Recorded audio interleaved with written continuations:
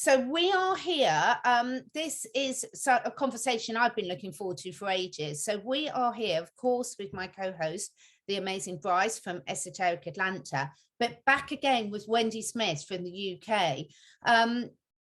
Before we introduce you, Wendy and I did an interview. I think, do you know, I look back, it was the 18th of January. Can you believe that? Seriously, was it that long? I'll put a link to that video there, because that was a really, really good introduction for any of you that don't know Wendy. But we're going to have a good old girls chat today about loads of things. So how are you doing, Wendy, first of all, because you have had a busy week? I'm good, actually. I'm good. I'm very, very tired today. It's just hit me from the retreat that we've just run. We got back yesterday, so I arrived home at about 5 o'clock. And today I thought, yeah, I'm going to be full of beans. And as the day's gone on, it's like, oh no, I feel I'm sort of dipping a little bit now.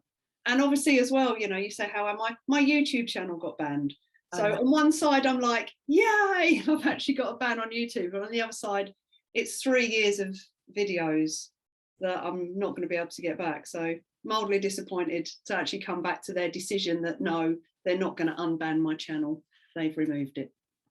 Thank you. It's heartbreaking, isn't it? When they did that with me, of course, you learn the hard way. I had years of like my animal videos on there, and then the more recent sort of last 2 years of interviews. And as you say, you never get that back, because at that stage, I didn't realize that was going to happen. And so I didn't have backups for them. And then the whole lot gone overnight. And I must say, there was a bit of a mourning process, not so much for the interviews, but all the years of like the training people how to use herbs and essential oils and things like that I have on there. And I'm like, oh my God, gone forever. Yeah, they could have just taken off the offending videos. Because exactly. It wasn't my whole channel. It was 3 videos and that was it. So, hey ho, onwards and upwards. So it's all, that's the one thing, you know, it's like we're in this battle right now that half the population doesn't even know we're in. But the field that we're battling in is the internet. It is, yeah. Yeah, it's information. It's a battle of information. So yeah, you took an arrow. Now you got to go to the bed, rest a little bit. Well, I've always felt really bad, because lots of people I see on Facebook, they're always getting bans, you know, these 30-day bans, or having their accounts taken down. And I've put some horrendous stuff up to wake people up over the last few years. My Facebook accounts haven't been touched. Nor mine. And it's just really funny. It's like, it makes no sense. It's really weird. My Facebook hasn't been touched, and I can't understand why, because I've put so much stuff on there. I mean, I haven't so much recently, but I have done over the last couple of years. What's really weird is I got completely banned off Linktree. So I don't even know what Linktree is. Linktree is where you sort of sign up, and then it's a place that you can put all your links so that people can contact you. So instead of putting a whole long list of stuff, they can just click on that and find any link they want. And they completely banned, and they never would tell me why. They just said I was completely inappropriate. And that was that. And it was just ridiculous. So YouTube and Linktree, yet Facebook said it just makes no method in the madness at all, is there? And but it is a little bit worrying. Well, before we get into that, let's go back to introductions, because sorry, yeah, I haven't met them. I get so carried away when I'm talking. But Wendy, I mean, as I said on our last video, your bio is incredible, because you're a public speaker, you're an author. I had to write it down because there's so much. You've got your own radio show, which we can ask you a bit more about in a minute. You're a PTSD removal specialist. You're a Paralympian, which is amazing. And also you run retreats. So yeah, new one onto the list now, the retreats. Why not? Yeah, why not? Yeah. Why not? Yeah. But it's a very interesting story. I mean, I know, again, for people, go back to the video of the 18th for the full story about how you became a Paralympian. But you, at a very young age, it was at late teens, had a really 17, had nearly lost your life in a motorbike accident and had a severe spinal injury. And you've managed to achieve all that long list of stuff, despite that hitting you at such a tender age and everything. I mean, what a journey you've been on, Wendy. And yeah, it's an interesting one, to say the least. Yeah, every day is a challenge in a different way. But it's like I always say to people, you know, everybody's got a story. So people always go, oh, you know, I've had this happen, but it's nothing like what you've been through. And it's Oh, well, no, but mine's relevant to my life. Your story's relevant to your life, and that could have been really hard and challenging for you. So it's not like a competition as who's had the worst injuries and the worst backstory. Everybody has a backstory with challenges, you know. So we all have a system, don't we, that runs off of what I call a map of reality. And sometimes we feel that we're not good enough, we've not tried hard enough, we've not, you know, whatever. But that's based on your map of how you've been created into that space. You know, how I was created through my parents and my education and everything that happened in my childhood. Very resilient. The get up attitude. I was talking to my mum about this the other day, and we've got many sayings in the family. But one of them was, there's no such word as can't. Yeah. And I just remember whatever happened, it wouldn't matter what it was. You'd say, oh, I can't do that. My mum would go, don't be so silly. There's no such word as can't. You know, you at least try, is what they'd, you know, a mum and dad would say that. And they'd go, at least try, I'll help you like this, at least try. And you'd get made to keep going until you at least had half success in something. But it gave us a lot of confidence. And we didn't have the parents about all the time because they were working in the pub literally 24 hours a day. You know, I used to hate popping my head around the bar to ask for mum or dad.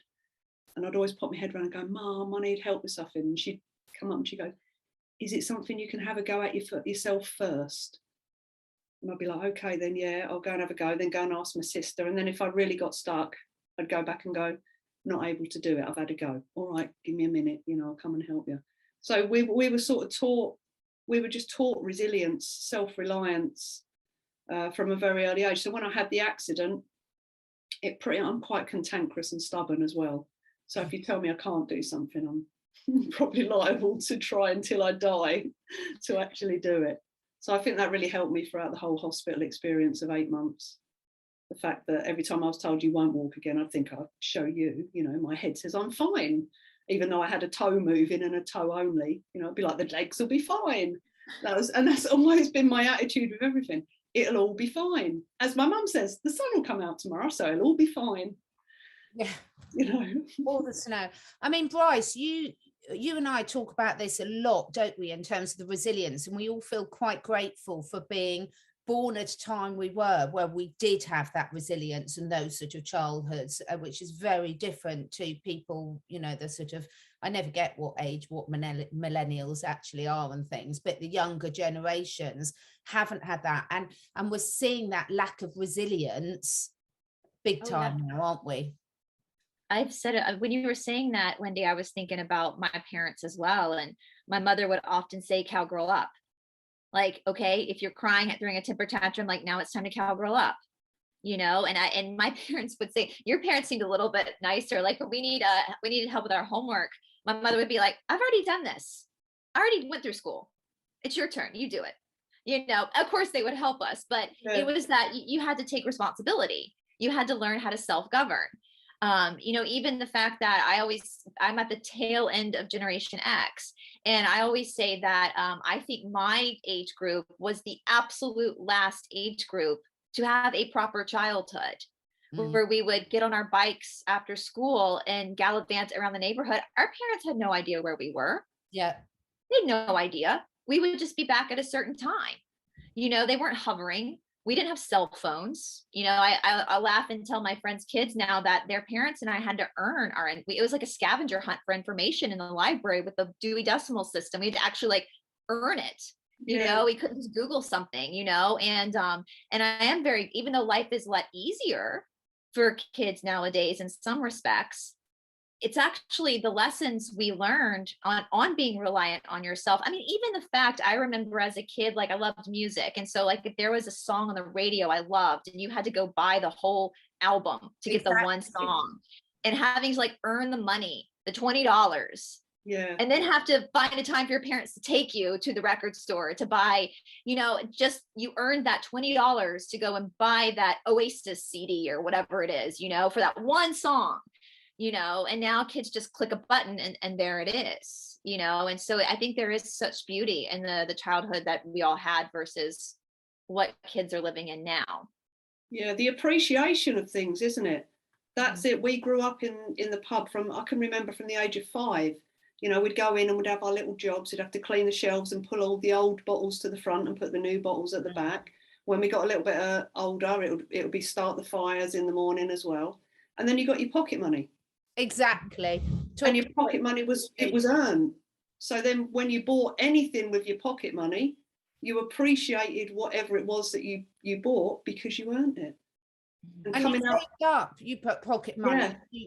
You didn't have all these disposable presents. You know, you might have one present at Christmas and things like this. And I know we sound like we're reminiscing like old people, but I think it does shape your character so much. And, you know, I think that's why it's so difficult between generations for people to see the perspective of the others, because we have had that sort of attitude ingrained in us from such an early age that when you haven't been lucky enough to have that, no wonder you see the world through a completely different lens, and you've got this not fair. I mean, my dad's favorite thing, I was one of 3 daughters, and my elder sister and my twin sister are always fighting so much. And my dad used to say, life's not fair, get over it, do something about it. And end of discussion. You know, I don't want to hear any whinging about that's not fair, she's nicked this, it's not fair, she's got my socks on, it's not fair, get over it, you do something about it then. Yeah, I think they've lost that now, haven't they? I mean, when I go into schools, I do quite a lot of work in schools, and the kids, and I really don't mean this detrimentally, but they seem to come in 2 different spaces. They're either off the rails, as in they have no respect for anybody. They seem to have lost all filters, you know, like social filters, or they're on the other side, which is they're so insular and inside themselves that, you know, that they just can't function. There doesn't seem to, I rarely come across what I call balanced kids. You know, I meet a couple every now and then, and it's really sad to say, but I rarely come against balanced kids who've got a full understanding of, you know, money, values, manners, discipline, you know, just all, you know, even fun, like appropriate fun. Yeah. There seems to, I don't know what on earth has happened in our society, but we've totally lost. Values have gone out the window. Yeah, I'm not sure, this is obviously coming over the last 20 years or so, 25, 30 years, probably really, really severely. But it's like parents, I don't know, parenting's gone out the window. Kids are just not being taught what they need to be taught to be balanced. And I think it's with choices. Such an important point, Wendy, because I get in so many awkward discussions with friends and things, because I'm so sick to death. My parents did not expect the school to teach us morals, to teach us certain things. They took responsibility for parenting us. And even with my children, now I've grown up, I worked full time when having my children and things. In hindsight, I sort of probably wouldn't do that again, but it's done now. But it never took away the responsibility to good food, good manners, good all-round education, not things like this. I mean, the books that my daughter's reading now at 20, I'm just like blown away by. And I think the reason we're having this discussion now is it's so relevant to what's going on a global scale, isn't it? Because when you look at the people that are standing up and seeing through the haze of misinformation, to some extent, I'm sure we're all still blinded by some misinformation, but when you've been taught that resilience and to think for yourself and stand on your own 2 feet, it's so much easier to do, isn't it? When you've been taught the complete opposite, to be spoon-fed and just pass this exam and comply, I can imagine how difficult it must be to relearn, because you're not just relearning facts, you're relearning a whole way of life. Yeah. I mean, the basic skills, isn't it? This is the thing, the resilience that I learned throughout my childhood, and the fact that we were always told, what do you think? Yes. So that was the one question. I remember my parents all the time, and never believe a word of what you hear and only half of what you see. That was another one. But the what do you think was a really interesting one when we were growing up, because I'd come home and I'd say something to the parents and I'd want their opinion. And they'd go, what do you think? Oh, well, I don't know. That's why I'm asking you. No, what do you think, kid? And I always go, what do you think, kid? You know, before we tell you what we think, you tell us, what do you think? What would you do if you had to make that decision now? You know, and I'd come up with an answer, and then, but then they'd question us, do you think that's a good idea doing that? What would be the consequence if you did that? So we just had a really interesting way of communicating with the parents that meant that, you know, we then could work through our own problems and challenges and then go back and do something about it. Mm. But if you really did need them, they were there to give you what you needed. Do you know what I mean? But it was all I remember about my childhood was everything was laid back on us. What do you think? Mm. What can you do? You're learning sovereignty from a very young age through critical thinking skills. You know, it's I know down here in the deep South, like for a long time culturally, manners were very, very, very important. You know, if you didn't say yes, ma'am, or no, sir, to your elder or your teacher, I mean, we would get thumped in the back of the head if we did not say yes, ma'am, to an adult, or no, sir, to an adult. And even with school, if something happened at school, it was always our fault, not the teacher. You know, we had to take accountability for not studying enough or whatever. I mean, my sister and I were pretty good in school, but I think about that now as you're talking about the level of discipline that I grew up with self-governing and having manners and being respectful, and also being corrected when there was a mistake made. And it seems like now, like one of the most annoying terms I hear now is like the safe space. We didn't have that word growing up. No. We didn't have that. And I think when you grow up and you're learning and you're growing and you're being disciplined and you're learning these boundaries within yourself, gives you space as an adult to accept when you are wrong about something, to then course correct yourself. Whereas kids today can do no wrong. You know, they're getting away with so much.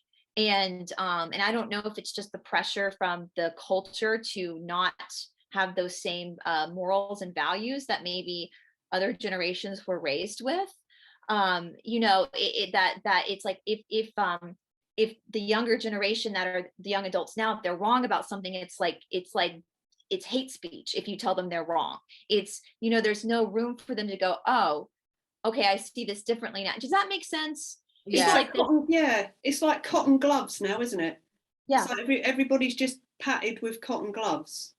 And like you say, the self-responsibility, and everything is based on it. You know, it's either discrimination, racism, or like you say, it's you're attacking someone if you question what they've just done.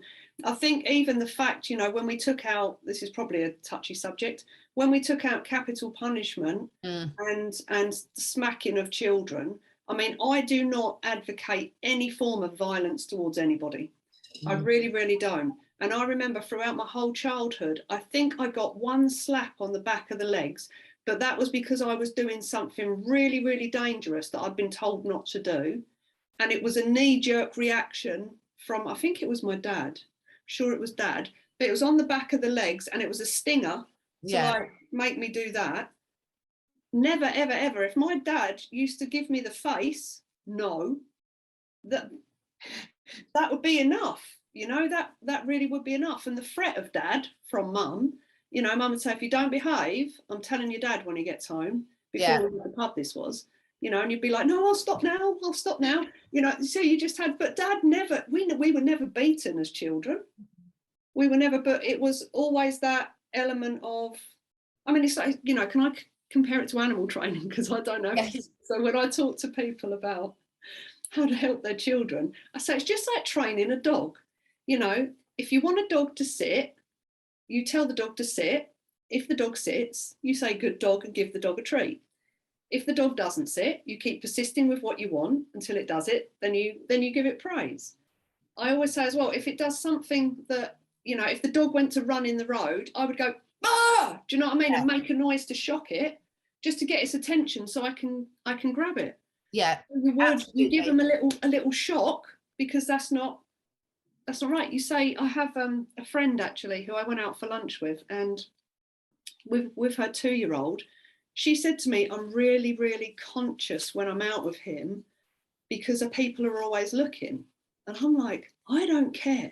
if I was out of a puppy and the puppy's not doing what the puppy should be doing, the puppy will be put, you know, the puppy's got to learn a social situation. And her son was climbing all over and touching things on the wall. And she's going, no, no, no. And it was just, and all I did was he went to touch someone. I went, no, not yours. Don't touch. Like that. And he looked at me like this and he took his hand away. I went, well done. Yeah. And that's it. And then he was like all happy. You know, he wasn't crying because I'd told him no. He was happy that he just learned that's not his. And now he's got the smiley face all the time. And he's like this, do you know what I mean? And then he, you know, this 2-year-old made a cup of tea with me because he went to touch my teapot and I went, no, hot. Like that, no. I said, but you can make a cup of tea with me in 1 minute, wait, you know? And he was like this. And I said, right, let's make a cup of tea. So I held his hand and got him, it all went all over the table, but it was totally irrelevant. You know, he was so happy that he was getting to actually touch these things and guided and make a cup of tea. And it's just how people are so worried, aren't they, about everybody else's opinions and all of this. And we just, you lose the ability to create some structure if you're constantly worried about everybody else. Well, I know, like, when we were growing up, like, if my mother, we feared our mother more than our father. And because we were girls growing up, I think my mother took over because my dad was like 6'4", big guy, like, and we were 2 girls. And so I think there was a concern that if he was a disciplinarian, it would go a little too far because he wouldn't know his own strength with girls. So I get that's why she was the disciplinarian, but she just had to give you that look, that mom look that only moms can give their kids, where you would just, and you're right. I think I only got spanked like once growing up, and I was warned. I was told if I didn't stop, I was going to have to go pick out a spoon, one of the spoons. And I didn't stop. And so I had to go pick out, it was very methodical. I had to go pick out a wooden spoon. And as I was doing that, my mother said that as she were preparing for me to get spanked, she was like, you know, when I was a kid, I had to go pick out a hairbrush. And, you know, and it was like that one time that it happened. And I was warned. It wasn't an instantaneous. It was like, if you don't stop, this is going to be the consequences. And I don't even remember what I was doing then, you know, but it's funny. Like, and I remember when we were little, like with my cousins and stuff, if they were pitching a fit in a restaurant or public, my mom or my aunt, they would just take the child and leave, you know, grab the child by the arm and leave. And you knew if that happened and you were the one pitching a fit, you were going to be in trouble. You were going to be sent to your room or whatever. And I've seen it now in public where kids will be pitching a fit and the parents just ignore it. They try to, you know, coddle the child. But I will say the other day I was at Target, which is a big market, you know, got everything here in America. And this father with 2 kids in the cart was full of stuff, 2 small children. One was pitching a fit. And I heard the father say, we're standing in line to check out. If you don't stop crying and pull yourself together, we're going to leave right now. And all this stuff is going to stay here. Child did not stop crying. So the father pulled both the children out of the cart and they walked out of the store. And I was like, that is a flashback to my generation. You don't see that anymore, where he kept his promise. If you don't pull yourself together, we're going to leave the cart behind and we're going to go home. Yeah. And I'm sure there were things in that cart that dad wanted too, but you know, at that point, that parenting lesson. I'll just pay for my wine first and then we'll leave the rest of the cart. Now, can I just say, ladies, because I think this is so significant to what we've seen build up with the cognitive dissonance, with the lack of taking responsibility, with people not feeling that they perhaps might be empowered to make a change in the world. All 3 of us are very focused, solution focused and everything. Yeah. So what would you say, starting with you, Wendy, in terms of looking at all these lessons we've learned and where we are now, what are some of the key things that you think people can do to take back control of their life? Because even the type of people that watch our channels, the type of people are not going to be the type of people who are watching the TV most of the time. But there's still a lot of fear around, isn't there? And there's still a lot of sort of feeling hopeless of like, what can I do?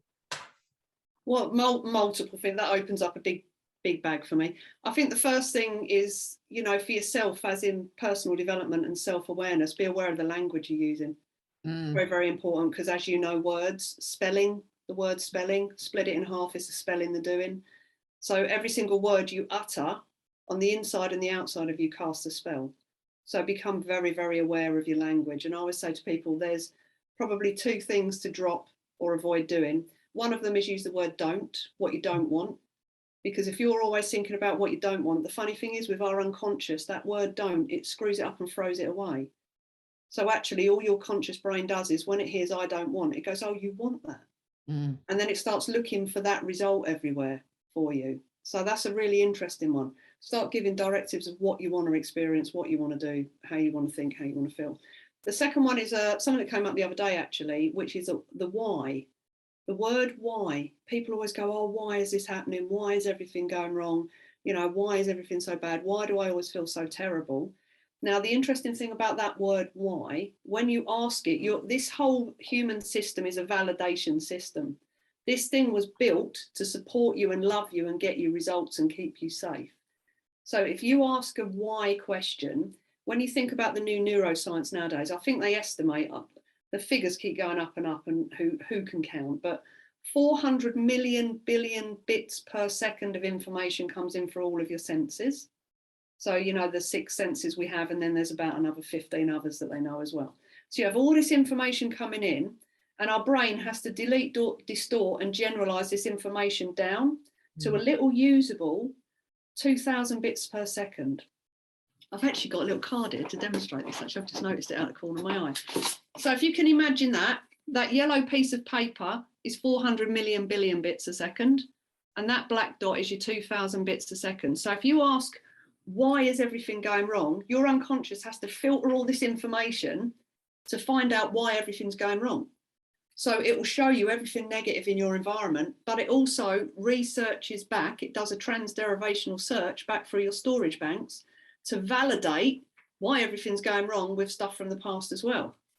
So what happens is all of this around here, it's other experience. Could be some great stuff, you know, some wonderful experiences happening, but you've asked the question, why is everything going wrong? Why does this always happen to me?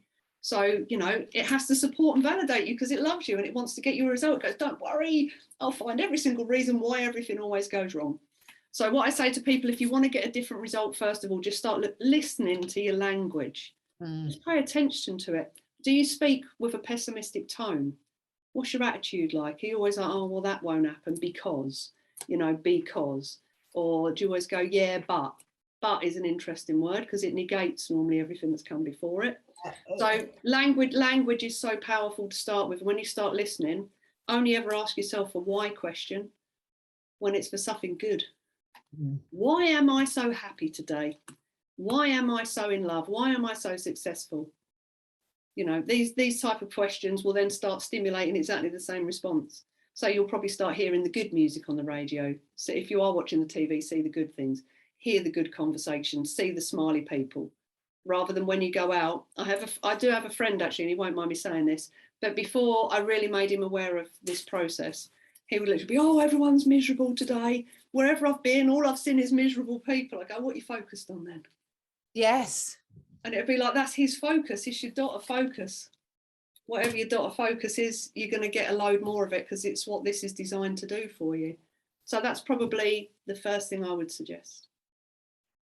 I think just so important that because, you know, again, most people watching us, they're very well aware of the power of energy and that we are all just energy and we're all linked, and the law of attraction, you can go through all the pros and cons of that, the law of vibration, etc.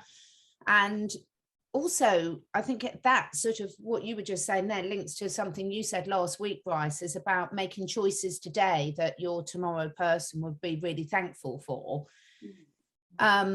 Because so much of the time it is difficult at the moment. So many people, we talk, even just saying that, it is difficult at the moment. I keep coming back. People keep saying this is the most difficult time we've ever lived with. I'm like, do you know what? I'm a mum.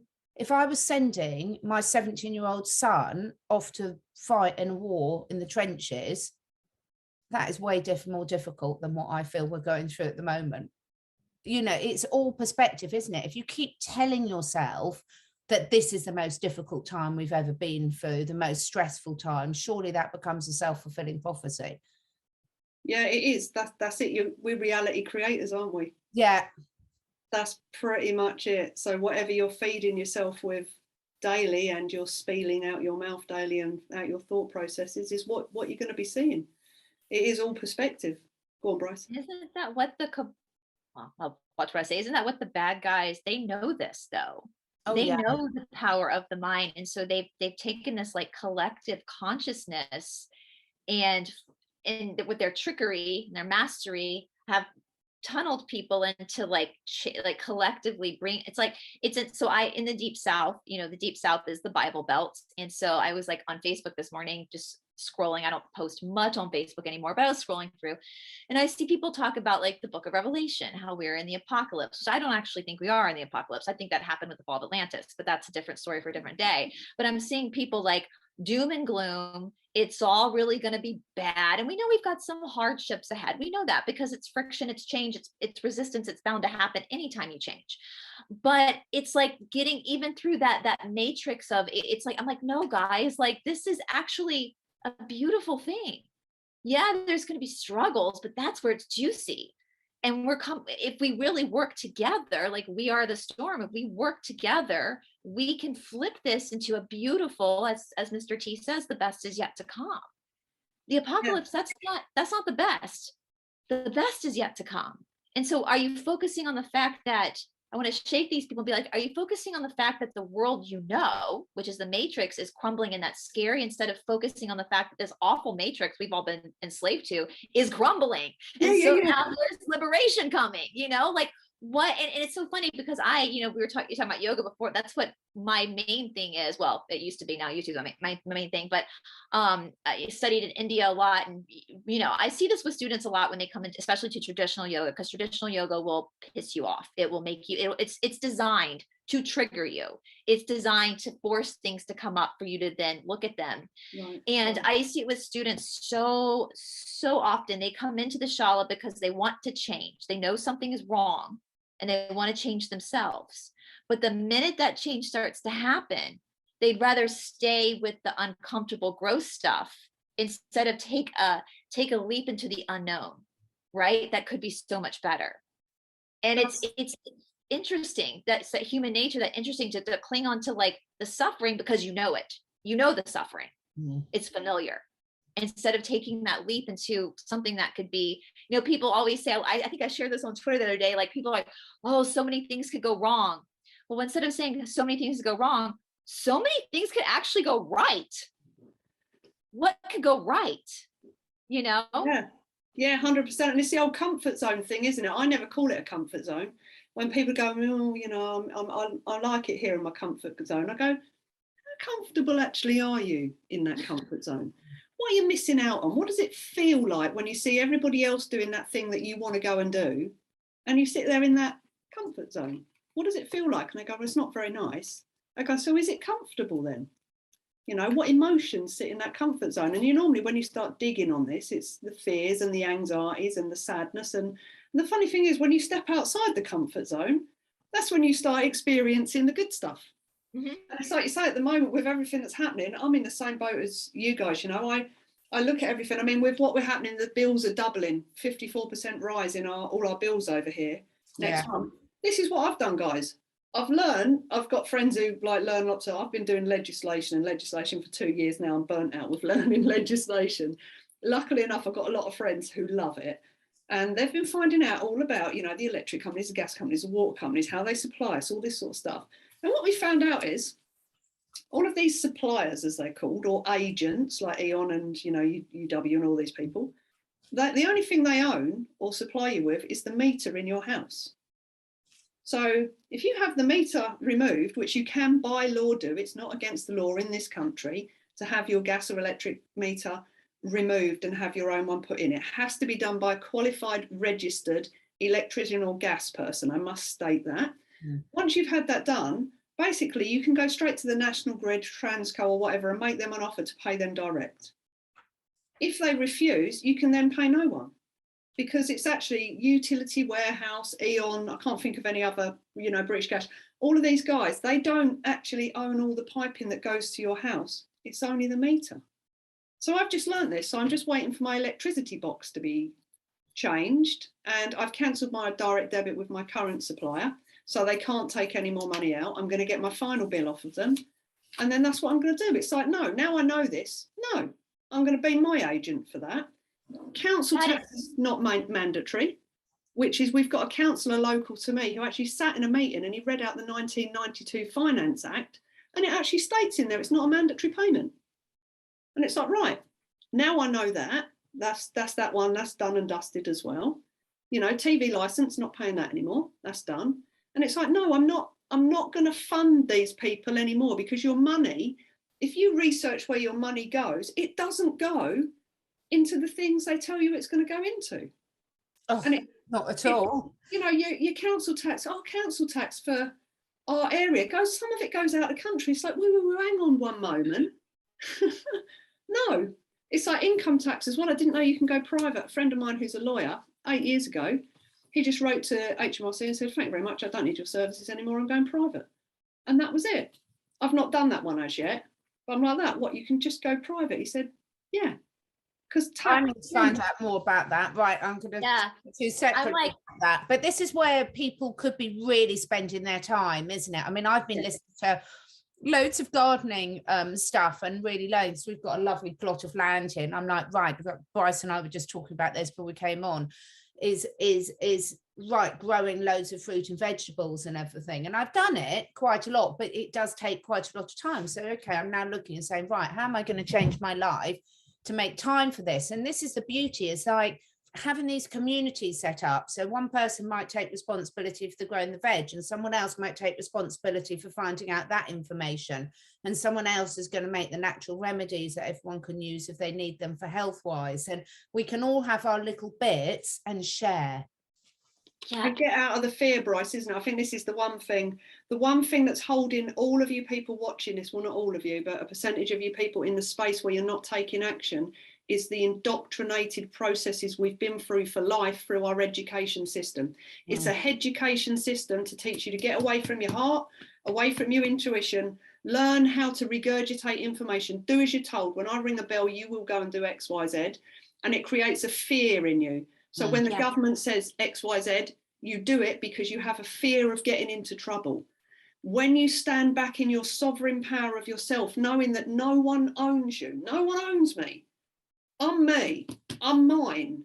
I'm not owned by the government. They're only there through my consent of them being there, or the country's consent of being there. You know, we need to get back into this power of the self, know who you are and go, no.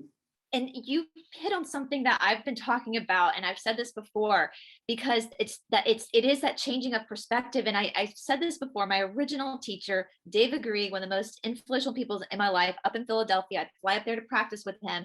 And in traditional yoga, the Mysore room is very different because people are doing their own things, and the teacher's walking around, and it's very it's very intense. And you would see, and I'd watch him teach, and you would see these young, like 20-something-year-old girls, super flexible, doing super advanced thing. He would be like, okay, next posture, whatever. But when like an older man would come in who was overweight, super tight, or I had a friend once who was an amputee, had a fake leg, you know, that's when David would get excited, because now there's something interesting. Now there's something we can find the juice in this. And so while you're saying that, I'm thinking, you know, here with our gas prices rising, we've just found out that our taxes are going to like double, you know, and of course, all that money's going out of the country, not to our country. And what that's taught me is, instead of like everybody's freaking out in this like, why me, pity party state, but instead of being in a pity party state, like, why not what you've done? Like, okay, this is interesting. All right, this is interesting. Let's dig into this. You dug into it. And I love that you share all that stuff, because I'm pretty sure, if I had to guess, here in the United States, it's probably similar. Must be, Brice, I reckon. Must be, yeah. Because it's all the same group, right? We figured it out, right? It's all the same people. Yeah. Doesn't matter what country it's, they're all the same club, and we're not a part of it. So instead of seeing this as like a tragedy, let's look at this as an opportunity. And when you go, it's like your parents saying, well, can you try this by yourself? When you go through that, it's kind of cheesy, but it's true. It's not about the destination. It is about the journey. And so when you start to find these things out on your own, and you're able to shift to the obstacle presented to you, you've just totally changed your vibration, which then will affect somebody else, which shifts everything. And so instead of wallowing in grief, because we have a president here that can't even not shit his pants, like, instead of like, be like, okay, this is interesting. Now let's take this as an opportunity. What is this here to teach me? And it's amazing, bless you. It's amazing that all over the world, people are figuring this out. And that just shows you again, goes back to the resilience of being a human being. And you're right. Our Constitution in the United States says we have inalienable rights given to us by God, not the government. Yeah. Americans listening, that is in the Constitution. The government's not your boss. Yeah. It's the way I look at this whole thing, it's a game of chess. Yeah. So this is how I always apply this knowledge to people, especially, my mum's always studied. She loves studying like the Illuminati and things like that. Some of my dad's family were Freemasons years ago, so we've got lots of information on both sides of that, and some lovely people in it. And in the same organisations all over the plane of existence, you've got the good and the bad. Yeah, that's what keeps balance. And some of them are a bit lunatic sort of tendencies, but we won't go into that right now. But what I was going to say, the game of chess. So we go through school. I was not taught law at school. The only law I was taught was in the pub by my parents. You don't hurt someone unless it's in self-defense and you fear for your life. So that's, you're allowed to do that under the law anyway. You don't steal anything. You don't commit fraud. So it was pretty much that if you follow those three, I know there's 5 different laws under common law that we stand by, but those 3, don't harm another, don't commit fraud, and don't steal. That was pretty much how we were brought up. But I was not taught any law at school whatsoever. I was not taught how the financial systems work. Interesting. I was not taught how to pay bills or anything like this. I was not taught legislation and law are 2 different things. They are totally there are 2 different, this is what I learned over the last 2 years. They sit in 2 different camps. We've got all the Black's Law Dictionary legalese language over here, which is all the acts and the statutes and all this, which is not law. That's through your consent only. It's all contract law. That's all that is. All of that stuff that sits over in this space is contract law. You have to agree to it for it to apply to you. No one can force you into it, but the language they use is very, very tricksy. Very tricksy and fascinating when you get into it. But back to the game of chess. So there's this massive game of chess going on that a small percentage of people up here know every single rule. They know all the rules. Then you get another percentage who know half the rules. Some people know a quarter of the rules, and then you have the majority of the population are not taught none of the rules. So before I knew some of the rules, if I sat down with a grandmaster playing chess, I'd get my arse handed back to me really quickly because I would not have a clue. Now I know a quarter of the rules. I've now got half a chance at playing a bit of that game of chess and actually knocking a few of their pawns off of the board. Then I'm going to learn more of this game of chess. So I get to the point where actually I can sit in that space and have a good game with the possibility of winning a good few rounds. And that's all you have to think a bit about. When you know the rules, you can start playing.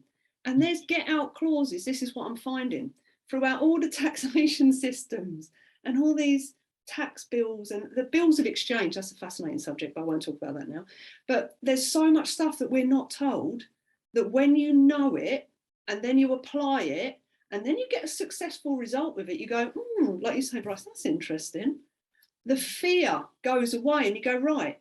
So if I can stop paying my TV license, which might sound like, not a big thing, but a lot of people go, I'll cancel my TV license. I literally cancelled the direct debit and then wrote to them and said, I don't fund paedophiles and corruption. Please never write to me again. That's all I did. They've never written to me. But legally, you can cancel your TV license. Just go, no, I'm not paying anymore, thanks. And no one can harass you about it. So once you've done that, a penalty charge notice I learned about penalty charge notices as well. All the legalese that they use in those. So they're like if you have a parking ticket or something like these. And I thought, right, just out of curiosity, I didn't really know what I was doing. So I wrote what I thought was correct, sent it off, got a letter back from them, which was really interesting because someone signed it. And it was like, oh, you've now contracted with me. This is interesting because normally they're not signed. So I wrote back and said, thank you for contracting with me and agreeing to my terms and conditions, which were, I'd put that in the letter, which were basically £250 every communication via any method. So it attached is my invoice for £250. Thank you very much. You've still not answered these questions. I look forward to hearing from you. The next letter I got back was a cancellation of the PCN. Nothing else. I didn't chase them for the invoice because I just thought, you know, I don't actually know what part of that hit the spot, but they cancelled my PCN. So it's like I say, it's when you learn the little bits and you try it, you know, you're not going to get put to prison by writing someone a letter saying, I don't think I agree with paying council tax. Can you tell me what law this sits under? No one's going to put you in prison for doing that, but we still fear, oh, I'm writing a letter and going against the system. So I say to people, just learn the legislation that sits behind it. And when you have that and you action it and you try it, you know, and you get a result back, that's going to give you confidence, but it'll also give you knowledge that what they're telling you is not true. So that you have to pay this. You may get fined. May means you may or you may not. Might. You know, you've got to really look into the language and start, it's actually learning, but most people can't be bothered to learn. And this is the thing, because everyone will have something they're passionate about, because everything you've just described there, Wendy, also applies to if you're on medication and what the alternatives are. If they say you need an operation, you know, I had hip pain and they wanted to take me in at 40 years old and replace both my hips. And I was like, hang on a minute. I don't think so. I'm fine. You know, so whatever your issue is or whatever your passion is. So, you know, this is the whole thing. It's like, there's been a huge lot of things that, you know, the saying, I think, of the last 2 years is do your own research. Well, yes, but you don't need to know everything, because that's what communities are for. We're all going to have our own little bit of, okay, that really clicks with me. I'm really drawn to that. I'm going to find this out and I'm going to tell my friends. And then my friends are going to find this bit out and they're going to tell me, sort of thing. And I think this is so powerful. And we've spoken so much about community over the last few years, but there's so much practical stuff we can do. And your community can be online like this. You know, it's still sharing and actually taking those really positive steps to say, I'm not supporting the old thing. I'm not going to spend any longer moaning about what I don't want, going back to what you said right at the start. What I'm going to do is take really proactive steps to what I do want. Yeah, 100%. I was thinking as well, when you're talking about community, I mean, the nice thing over the last, I just share this with your viewers as well. A friend of mine, she's I love her, gob on a stick, lovely northerner. She does not care. Her name's Stacey Wilkinson. You might have heard of her, but she's been trawling around the UK. She stopped paying a council tax, like ditched off a couple of loans, because obviously, you know, when you have a loan, guys, you're not ripping anybody off if you don't pay these things back, because it's your signature that actually creates the money. That's a whole nother story. But she's done the electricity, the water, you name it, she's done it. But she's done it herself. She's had debt collectors come up. They're only allowed to come to your house 3 times and they have to leave you be. But you can write them letters, and yeah, there's just loads of stuff. But Stacey's done it all. Direct debit reclaims, everything. So she walks her talk. She's been going around the country for the last year doing talks and sharing the information with people. She's now up to £860,000 worth of direct debit reclaims for people who have been in her groups, who are just applying what she's told them to do. You know, she has a free group where you can go and have a look on stuff. She does charge for her talks now, because obviously she's not working now, she's doing that. But, you know, she's now helped people get over £860,000 back in direct debit reclaims. So this just shows you, you know, we're getting rinsed. Literally, we are being rinsed daily. And, you know, they say the rich get richer and the poor get poorer. And that's... And it's all fake money anyway. Like it's all fake. Anyway, it's not even real money. It's just totally fake. I just, what a badass. Like the old guard, we'll just call it the old guard. They must be terrified of her. Yeah, she is. Yeah, she honestly doesn't care. Oh, I've got to meet her. I have absolutely got to meet her. This is what it just shows, you know, everyone has got something that they can do now. And that sense of satisfaction when you take action. I mean, my thing, I'm really passionate about and really good at. If there's anything wrong with anyone, I have got a natural witch's recipe to put it right. And most of the stuff I can go out and get in my garden, you know. You should see my daughter with her football injuries and things, and I've got seaweed on there and clay. I love it. Everyone's got something where they're going to say, right, I'll take that, I'll go and do it. And when you hear these success stories, I mean, it is absolutely brilliant, because Brice and I were talking earlier, Wendy, just before you joined. One of the things that I've been mulling over, because it keeps coming back in, is people have done so much at educating themselves over the last few years, the type of people that are listening to any of us. And we've spent a lot of time listening, absorbing, learning, processing information. But personally, what I'm not seeing is the missing link, is I'm seeing the doing.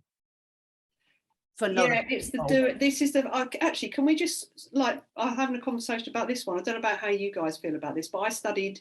It's going to sound really weird. I studied Satanism for a while because I wanted to know what we're up against. And one of the things that I remember, Mark Passio was someone who I looked at and did a couple of his really long seminars. One of the things he said is the New Age movement has actually been created by the other side to put us into a state of non-action. Because a lot of the stuff within the New Age like realms of teaching is, I'll just stand back and observe the situation, and I'll just let that person abuse me, and I'll just let this organization abuse me, and I'll see what part of me needs to learn from that, and I won't take any action against it. Now it's actually action. Oh, I'm going to tell the pizza thing actually. Action is the only thing that's going to get anything done. And another friend of mine, I'm going all over the place here. Another friend of mine told me a story about pizza the other day. And it's not the Pizzagate pizza. Not the horrible one, yeah. Not the horrible one, but he said this is a good little analogy to think about when it comes to action. There was 3 of them sat in a room, and they're all great manifestors and that. And they said, we'll have a competition to see what type of manifesting works best. So one of them was to sit there and just visualize and feel really good about it. The other one was to sit there, visualize, but then write down a plan of what they were going to do. And the other one was going to use action. And the manifestation was a pizza. So number one sits over there visualizing the perfect pizza, smelling it, tasting it, and all this. The other one starts visualizing and then starts writing down a list of all the things they're going to do to get the pizza. The action person picked up the phone, phoned up Pizza Hut, and just said, can you deliver me a pepperoni pizza, please? Bang. Who do you think the first person was to manifest their pizza? The person who took the action. And I will say, because I teach traditional yoga, and I've been going through the Yoga Sutras on the Dark Outpost Zublik's channel, because you're right. They have completely corrupted the New Age movement to confuse people about what that means. And there is a lot of, like, if you go to like a not traditional, contemporary class in the United States, it's all about like, if you don't want it, but if you go to a traditional yoga class, it is action-based. It is like, the teachers aren't reading you poetry and singing you sweet nothings. It is action-based. It is work. It is, and we talk, I know that Gandhi is an interesting figure. I know I have a lot of friends in India that are not a fan of his for whatever reason, but what we know of Gandhi, I'll just use as an example. He took action. It was like you said, he wasn't violent, but he stood up for things and took that action. That was an action in order to stand up for what he wanted. That was action-based. And so I'm glad you brought that up, because yeah, it's been totally corrupted to confuse us about what that really is. And it is 100% action. That's why the first rule is ahimsa, which is non-violence. It's not non-action. It's not just sit there and be at peace. It's non-violence, because you have to take action, but in a responsible way. It's even in the Gospel of Mary, where she goes through the 7 powers, one of the missing Gospels, of the ego, which are the kleshas in the Yoga Sutras. She talks about the wisdom of the wrathful person, that when there is rage, if you learn how to use that rage in a healthy way, change can come, right? It doesn't mean going out and just smacking people. And it just means you take that anger that's created a friction inside of you, a resistance. And if you use it properly, you cannot pay your council tax. You can figure out a way not to. Yeah. That's the system. Well, it's one of the universal laws, isn't it? This is the thing that, under not common law, but universal guiding laws state self-protection. If someone is attacking you, the universe expects you to protect yourself. And that's through the moral relativity is a massively interesting subject for me. That's one of the tenements of Satanism. moral relativity is man-made laws, not following universal law. And the man-made laws are, so like, you can smoke weed in that county over there, but if you smoke it over here, you get 10 years in prison. Yeah. You know, you can speak about this over here, but if you speak about it over here, we're going to sit you in front of a crowd and chop your head off. You know, you've got this, all these, and that, like you say, Brice, it's the confusion. How do we confuse and mess up society and invert everything so right is wrong and wrong is right, and twist people so they don't know, you know, then you end up following the mass hypnosis of the TV. And people also get so attached to, because we've got the political correctness got mad thrown into this big melting pot. Yeah. Is, you know, people are so attached to having others reaffirm their bad habits. So you get caught in this whole thing of non-action. And Brice and I, again, I know we keep saying this, but we have so many conversations, I forget what's on camera and what's not, but it's exactly what we were talking about earlier, wasn't it, Brice? Where I was saying, you know, you get taught to drive a car. And when you get taught to drive a car, you get taught to turn the steering wheel like that. And then once you've been driving for a while, you go like that. But, you know, there's so much now about looking into yourself and understanding yourself and knowing yourself, but it can go to a stage where you then completely suppress yourself. You know, that the balance is completely gone. And a lot of these really good things that are really useful, people have turned them into you know, bullying, really. You know, it's like, if you have a conversation and someone's being abusive to you, you have to see that as what lesson you have to learn. Well, no, someone, you know, someone's just bullying you. Stick it back at them. I mean, this is the one thing about people with judgment, because I work in personal development as well. That's sort of one of my human behaviour, personal development. So I always say to people are just showing you their map of reality. So if someone's having a go at you and throwing mud at you and doing whatever they're doing, they're showing you that on the inside, they're feeling really rubbish. They've got a load of stuff running they've not dealt with, and they want it out their body. You're the target in front of them. So it can never be about you, whatever they're throwing at you, because they're showing you who they are. It's their map of reality. So in that space, you've got two choices. You can fold up and take it, or you can go, whoa, hold on one minute. This is what I do. Whoa, hold on one moment. What you've just said, on the inside of me now, I'm running masses of anger. Like, what was the purpose? Was the purpose to get me to run like loads of anger on the inside? And what would you like me to do with the anger? You know, because it's my anger. So I've always got a smile on my face, even when I'm going like, we're on the edge of something now, because there's a lot of anger going on in here. It's mine. Where would you like me to go with this anger? Oh, no, I wasn't trying to make you angry. No, you've not made me anything. I'm telling you, I'm running the anger based on my reaction to what you're saying. So where would you like this to go? What's the purpose behind it? What is the purpose behind you talking to me like that? And then I'll slowly bring myself down a little bit to bring them down. Do you know what I mean? And then go, you know, what's actually going on, and have a communication rather than take it. We take it and then feel it's us or something to do with us. I make people responsible for their own selves. So hang on, stop throwing that stuff at me, because at the minute I'm having a reaction on the inside that might not be very pretty in a minute if we continue this. So I'm just going to stop you there, and we're just going to take some ownership of what's happening. If you need to go away and have a little think and then come back, you know, but it's that we've lost the ability to communicate, haven't we, again? And I think this has come in through something to do with the tenements as well, where it's like we can't offend, and what if I offend them, or I've got to do this for people because then what if they won't like me, or if I don't fit in with this group? What about being the authentic you?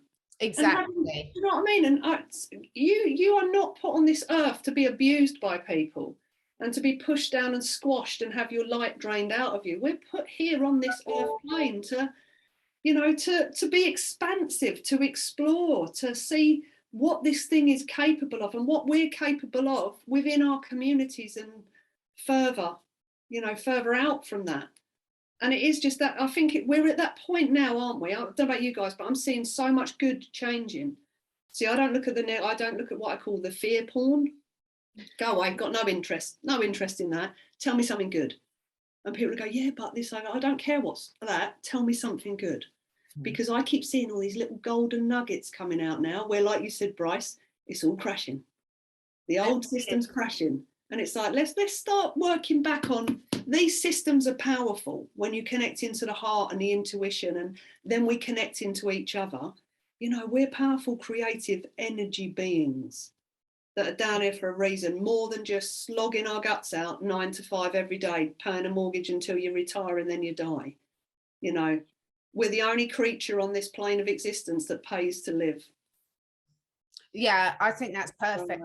I so want to do a part 2 to this, ladies, if you're up to it, because there's so many things I want to discuss with you both. But can we just go around the 3 of us and leave the listeners with a few of those golden nuggets of the good things we're noticing? Because I don't see enough of this. I want to leave people with a few golden nuggets. So let's start with you, Wendy. So golden nuggets that I've seen lately. Little snippet someone sent me of a news article from America, actually, funny enough, Brice, out your way, with the election fraud now starting to be televised. And it's like, here we go. Maybe we're a year late. You know, we were waiting for it to come out a bit quicker, but that one's out. The fact that Pfizer, due to fraud, had to not wait 75 years to release their documents, they're out now. So that as well. So they're my 2 little things that are like, this is coming out and it's going to start unpacking nicely. We're seeing the corruption. What about you? That. My teacher in India always talks about sweat, like you have to sweat. Like when you clean gold, you have to boil it so that the toxins can come to the top so you can wipe it away. And that's what we're seeing, right? That it's boiling now, and that's so beautiful. But my thing, I'll say, one of the little golden nuggets I've noticed is the 2 different shalas where I teach here in Atlanta, Georgia, have both rejected the paperwork, we'll say, and this. And over the last year, guess which shalas are the busiest? Turns out that people, regardless of what level of being awake they're at personally, that people don't like having to show paperwork to take yoga class. And just noticing, like, I teach these courses, they've always sold out, but at this point, my next course that's starting has not even been advertised yet, and it's almost sold out. And people, they just want to be somewhere where they can be free, where they don't have to be micromanaged. And again, it's just that vibration. It's that like attracts like. And it's not like we're out there saying, hey, you know, this is what we believe. No, we're just doing our business. But we're doing it with integrity, and we're standing in our truth, and we're not going to require this, you know, Nazi paperwork to come be with us. And so that, if anybody's, I mean, and I'm lucky because I get to talk to people like you guys all day, every day. So I'm not around a lot of people who aren't like us. But when I do go out and teach, I'm seeing that change where people they don't want to be socially distanced anymore. They want to be adjusted. They want to have touch with other humans. And it's not necessary to speak about all the conspiracies and all that kind of stuff. It's just the truth of knowing that they want to be a human being, and they want to be with other, enough is enough. And they want to be in fellowship, in community with other human beings. And that is beautiful to me. Yeah. We have had some of that actually over here. I've noticed in the supermarkets, people are now standing closer to you, and it's very rare you see a mask now. Yeah. What's yours, Catherine? Well, mine are on a bit more of a micro scale. So obviously, as I know, look at my lovely dogs sleeping there in the background. Can you see them? One on the floor, one on the sofa, and Pumpkin there. Mine are, what I'm seeing, it's such a delight to me, because I'm now connecting with people all over the world who are asking completely different questions about how they raise their animals and how they look after their animals. So for years, we've accepted that these annually and putting poisons behind the neck and feeding them crap and keeping them on their own and restricting their liberties, etc., is the norm, because that's what you do. And what I'm seeing is that people are putting 2 and 2 together and going through 4, and they're saying, oh my God, for the first time, I've had my liberties taken away. And they're looking at other aspects of their life, how they school their children, how they raise their animals. And so that for me is massive, because I've suddenly seen this light bulb go on off in a whole range of people that they haven't. They're taking the lessons that they've learned for themselves and looking wider, because we talk about humanity, but I like to talk about all creatures, great and small, you know, because how we treat our animals. So that is a massive change to me. And I can't tell you the joy of the people that I'm connecting with, that being able to just do so much more, because they've got a completely different awareness that just wasn't there 2 years ago. And then the other thing I'm really loving is I'm loving the fact that so many of us are talking about community now and doing something about it. So what I've seen really drop over the last couple of years, I mean, Wendy, where we are in the UK, it's still quite a class driven society, isn't it? Yeah, definitely. Yeah. And there's a lot of intellectual snobbery, a lot of snobbery about people's careers and everything. I mean, I don't get invited to dinner parties anymore, because around where we are, you get invited to a dinner party and the first thing they'd ask you is, what does your husband do? And I'd say, fuck all. And that was it. Just like that, gets you an instant dinner party bag. It doesn't do fuck all, but I just thought, why does it matter what my husband does, for God's sake? What's that relevant? But anyway, what I'm seeing people really appreciate the manual workers now. Look at the appreciation for the truck drivers. Look at the appreciation for the people with the practical skills. Look at the appreciation for the people that are running their own allotments. I'm looking at this sort of crumbling of the old-fashioned judgments and what we deemed important. In fact, I've never seen such academic bashing as I have over the last few years. Now, I think there's a balance. I think there's some really good academics. So I'm seeing a lot of normal people there, the crumbling of these old systems, and it's an absolute joy. It really is. So yeah, I feel really positive. I think for myself, because I'm always being sent stuff. I don't watch the TV for any of, like I said, fear porn, anything. I just don't. I've got no interest. But it's nice. Because I work in so many different areas. Some of them I can't talk about, but I'm seeing the corruption. People going, hang on, what's that about? And then, like you say, they ask a question, you get to have a conversation, and they're going, hang on, I knew nothing about that. It's like, no, because you've been in a little trance. Yeah. Like us all for so long. And it's like we're all waking up out of this trance now at different rates and different speeds that are right for when you're meant to. But yeah, I would be with you on that. I'm seeing the shift, I'm seeing the change, and we've got good stuff coming in the future. I feel that genuinely in here. I don't know about you guys. Oh yeah, fantastic. Thank you so much, ladies. We better stop now, otherwise it would be too long for everyone. Wendy, I do hope you'll come back on with Brice and I again. We've got something we want to talk to you about. Thank you all, and for anyone that's taken the time to watch, one, thank you so much. We really appreciate it. And two, please do tell us your golden nuggets. I'd love the comments under here. I mean, you can write whatever you want, but I'd love to hear what you're noticing, because look at how that snowballs the conversations. What good things are you noticing on a small scale, on a big scale? And let's see if we can sort of spread the good news. Wonderful. Thanks, everyone. Bye.